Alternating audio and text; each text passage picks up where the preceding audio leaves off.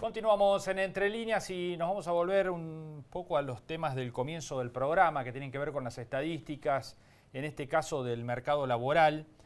Un mercado laboral que, como decíamos al comienzo del programa con Fabio D'Ercole, viene ajustando más por precio que por cantidad, es decir, está ajustando más por los salarios de la gente que por los puestos de trabajo, aunque advirtió el economista que cuidado porque eso se va deteriorando también.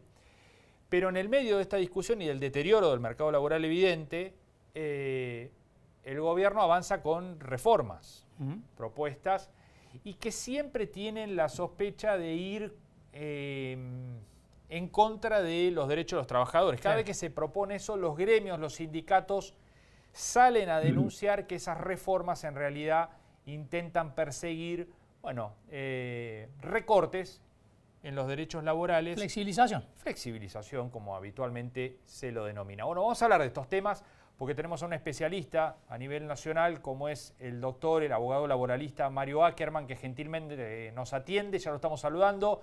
Doctor, ¿cómo le va? Me va muy bien, ¿cómo le va? Bien, muchas gracias por estar allí, por atendernos. Sí, yo prefiero que me presente como profesor emérito de la Universidad de Buenos Aires, sobre todo hoy, y no como abogado laboralista, porque eso parece darle un tinte de interés en lo que uno pueda decir. Yo soy profesor de la Universidad de Buenos Aires. Bien. Profesor emérito. Bien. Ahora hablemos. Bueno, doctor, cuéntenos cómo está viendo este panorama que describíamos recién de un mercado laboral, complejo, difícil, que evidentemente está sufriendo un deterioro, y la política laboral que está tratando en paralelo de ir llevando adelante el gobierno. Bueno, no tiene que ver una cosa con la otra. O sea, la reforma laboral no es una reforma para generar empleo ni para facilitar que las empresas contraten trabajadores. Al revés, es para abaratar los despidos o para crear situaciones de trabajo ajenas al derecho del trabajo.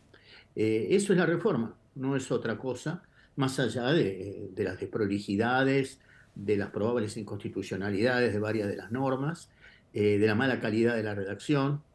Pero objetivamente es esto, es como pretender llenar una pileta de agua sacando el tapón. Y difícil que la llenen alguna vez. Las empresas lo que necesitan es que los ayuden a contratar trabajadores, no que los ayuden a despedirlos. Porque además las empresas no están despidiendo porque sí. Nunca despiden porque sí. Despiden poco. El nivel de despido en la Argentina es bajo, es extraordinario. Pero en esta reforma, en el proyecto del gobierno, que en realidad la reforma laboral es un proyecto del radicalismo, porque no estaba en la ley de bases, lo incorporó el radicalismo, no hay un maldito número sobre cómo es el índice de despidos en la Argentina, o las causas de los despidos. No hay números. O sea, son economistas, pero toman decisiones sin números. Es curioso, ¿no? Claro. Y bueno, toman decisiones al margen de la ley, al margen de la Constitución. Mire, esta es la peor reforma laboral de la historia. Lo digo sin olvidarme de lo que fue la reforma de la dictadura militar o la reforma de Onganía. No, esta es la peor. Estuvo la de Menem también, ¿no? Es que la de Menem no fue una mala reforma. O sea, flexibilizó algo. No. A ver, por supuesto no era lo ideal. Pero la ley de empleo, esta que insultan el gobierno, que llaman las multas, que no son multas, son indemnizaciones, son de Menem y Cavallo. Todas las indemnizaciones que se están derogando ahora, que eran instrumentos de protección de los trabajadores que estaban mal registrados, son de Menem. Menem fue un desastre por donde lo mire, no me pregunte. Se hubiera quedado a vivir en Ayacucho con las chicas que le gustaban. Pero la reforma, esa parte, además estaba muy bien redactada esa ley. Estaba muy bien hecha, fue hecha por técnicos de gran calidad. Se discutió en el Congreso, le hicieron correcciones. No fue una mala reforma. Mario, ¿por qué esta es la peor? ¿Por qué esta es la peor? ¿Qué elementos hacen que sea la peor? Bueno, primero, pues está mal redactada. Segundo, porque viola la Constitución por lo menos 4 veces. Por lo menos, tal vez más. Fíjese, por ejemplo, le doy un ejemplo. La Constitución prohíbe que el poder legislativo delegue la facultad de dictar normas con carácter general en el Poder Ejecutivo. Es el artículo 76 de la Constitución. 76. Y el artículo 93, en el inciso tercero, perdón que hablé de números, pero los abogados solemos hablar más de números que de derecho, para orientarnos, porque son tantas las normas que si no le ponemos números no sabemos de qué estamos hablando. El 93 dice que el ejercicio de facultades legislativas por el Poder Ejecutivo, o sea, dictar normas de carácter general, hace que la norma sea nula, de nulidad absoluta e insanable, si no puedo corregir nadie. ¿Qué hicieron con el famoso fondo de cese laboral? La ley, en el artículo 96, la reforma laboral, dice: el Poder Ejecutivo tiene que diseñar algo, debe dar los parámetros para que se diseñe un sistema de fondo laboral que reemplace la indemnización por despido, según lo establezca el convenio colectivo. Es todo lo que dice. Y la Constitución dice: si alguna vez delega, tiene que decirle exactamente qué contenido tiene que dar la delegación y dejarle al Poder Ejecutivo los detalles, pero no decirle que haga todo. Bueno, eso es inconstitucional. Y lo van a declarar inconstitucional, y yo acabo de publicar hoy, justamente hoy, un artículo en el boletín diario de Rubinsal Cunzoni, y el título del artículo es la Constitución, estúpido. ¿Se acuerda aquella frase de Sí, Clinton? claro. De Clinton. Mía, estúpido. Bueno, aquí es la Constitución, estúpido. La van a voltear los tribunales, pero no porque haya una industria de juicio, porque los abogados estén enfermos de pleitomanía o cosa por el estilo. Es porque está mal. Y lo que está mal se corrige en el último recurso que nos queda a los que intentamos vivir en democracia, que es el Poder Judicial. Claro. Usted dice que va a haber una lluvia de presentaciones judiciales cuando esto empiece a operar. Cada vez que la quieren aplicar va a terminar en tribunal, las empresas van a perder los juicios, nos van a insultar a los abogados. ¿Por qué no le insultan a los que hicieron la ley?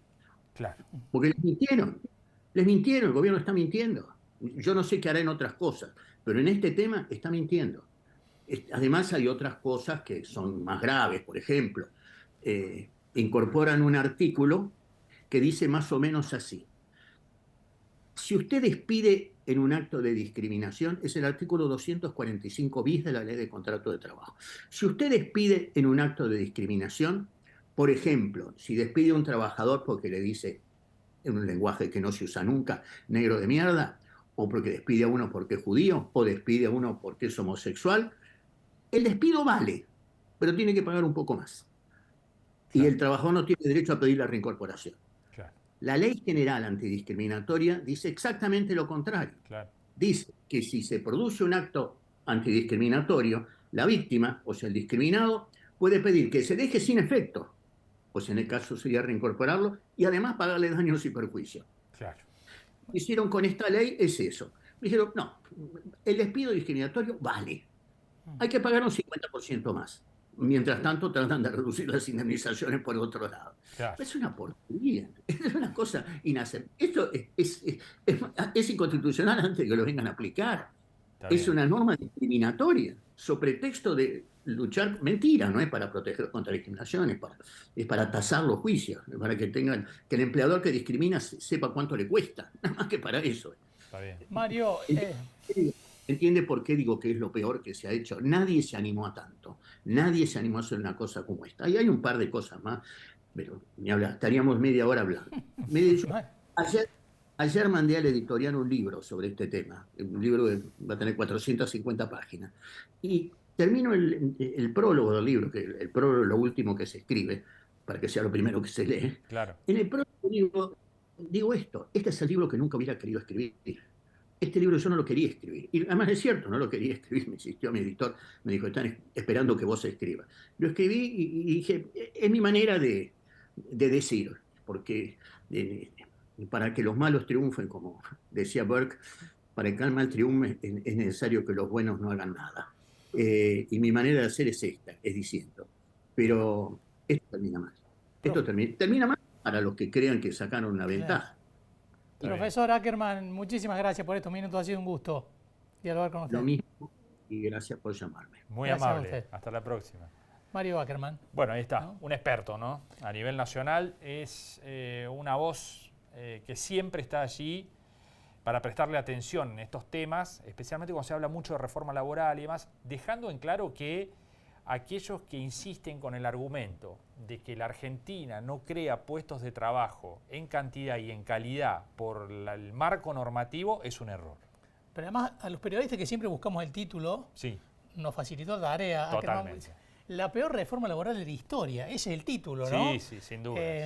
Sin duda. Ni siquiera las reformas, las leyes laborales de la dictadura se atrevieron a esto, que se ha atrevido el gobierno de Javier Milei, con el argumento de que va a facilitar la creación de empleo. Claro. Lo que facilita es el despido, que no Sí. necesariamente implica la creación de empleo, nos dice Ackerman, y que esto termina mal, que cada vez que se quiera aplicar esta ley que reglamentó hace pocos días el gobierno nacional, va a terminar en tribunales y va a terminar con las empresas perdiendo los pleitos, porque se trata de una normativa inconstitucional, decía Ackerman, en muchos aspectos, ¿no? En muchos aspectos. Es muy, como suelen decir los abogados, se le entra por varios lados, digamos, ¿no?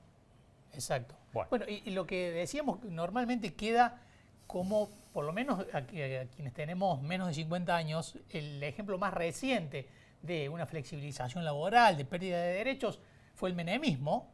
Y Ackerman nos dijo, no se equivoquen, que el menemismo tiene muchas cosas buenas, por lo menos en cuanto a ley laboral, que este gobierno está destruyendo, que esta ley de reforma laboral está desactivando y que va a implicar una, ahora sí, precarización de los derechos laborales. Es que el concepto que tiene el gobierno para adelante es ese, ¿no?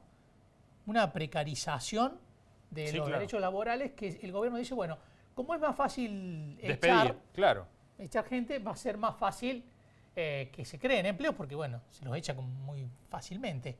Bueno, Ackerman dice que esta reforma, no solamente filosóficamente en los objetivos que busca de generar más empleo, está equivocada, sino que va en contra de preceptos constitucionales que la hacen muy fácilmente atacable en los tribunales, ¿no? Sí, habrá que poner en dudas ahora, después, sobre todo escuchar a Ackerman, de que esta reforma en realidad busque generar empleo, ¿no? Sí, claro.